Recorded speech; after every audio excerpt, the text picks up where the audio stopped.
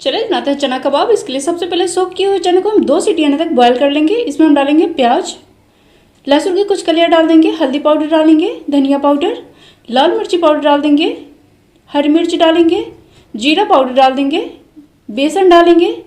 इसमें हम डाल देंगे नमक स्वाद के अनुसार। इसे बिना पानी के हम अच्छी तरह से पीस लेंगे। इसे हम कबाब का शेप दे देंगे। इस तरह से हाथों पे थोड़ा तेल लगाएंगे और इसे शेप दे देंगे। पैन में डालेंगे थोड़ा तेल और इसे क्रिस्पी हो जाने तक दोनों साइड से सेक लेंगे।